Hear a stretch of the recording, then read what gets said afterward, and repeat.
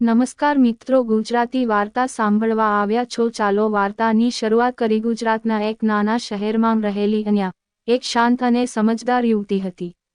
તે એક પુસ્તકાલયમાં કામ કરતી, જ્યાં રોજ નવી નવી પુસ્તકોની વચ્ચે પોતાનું મન લૂંટાવતી।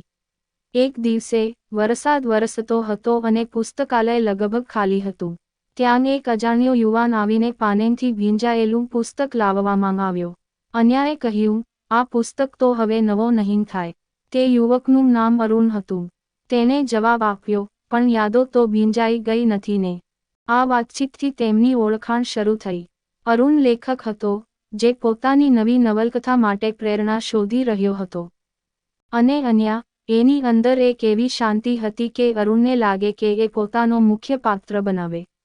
તેઓ દરરોજ મળવા લાગ્યા। પુસ્તકોની વચ્ચે વાતો થતી, ખિસકોલી જેવી હાસ્યભરી લડાઈઓ, ક્યારેક ઊંડી તકલીફોની ચર્ચા પણ।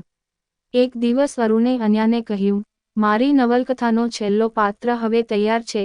એની આંખો તારી જેવી છે, અને અંત એના પ્રેમથી થવાને બદલે એના પ્રેમ માટે થવાનું છે। અન્યાએ ચકિત થઈ પૂછ્યું, એનો અર્થ? અરુણ હળવે હસીને કહે, હું તારી સાથે મારી સાચી કહાની લખવા માંગુ છું, પુસ્તકોની નહીં, જીવંત દિલોથી।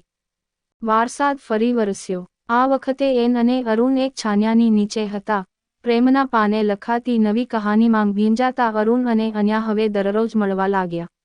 રોજ સાંજના સમયે, જ્યારે લાઇબ્રેરી બંધ થતી, ત્યારે બંને સાથે કોફી પીવા જતાં। ત્યાં પણ તેઓ પુસ્તકોની વાતો કરતાં, પણ હવે વાતો વચ્ચે એક અનોખી લાગણી પણ ઉગતી। એક દિવસ અન્યા થોડું ઉદાસ લાગી। અરુણે પૂછ્યું, શું થયું? તું શાંત શા માટે છે આજે?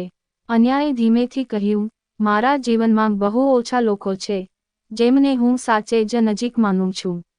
ડર લાગે છે, ક્યારેક બધું ખોવાઈ ન જાય ને। અરુણે તેનો હાથ પકડ્યો। અન્યા, મેં શબ્દોમાં કેટલીય કહાની લખી છે, પણ પહેલી વાર એ કહાની હકીકત બનતી જોઈ રહી છે। તું છે તો બધું છે। અન્યાની આંખોમાં આશ્ચર્ય અને પ્રેમ મિશ્રિત ભાવ લાગ્યો। તેણે પહેલા વાર એવું અનુભવ્યું કે કોઈએ એને સંપૂર્ણ રીતે સમજ્યું હોય। એક દિવસ અરુણને મુંબઈમાંથી ઓફર મળ્યું, મોટી પબ્લિશિંગ હાઉસમાંથી। તેનું સપનું સાકાર થતું લાગે, પણ તેનો અર્થ હતો કે તેને શહેર છોડવું પડશે।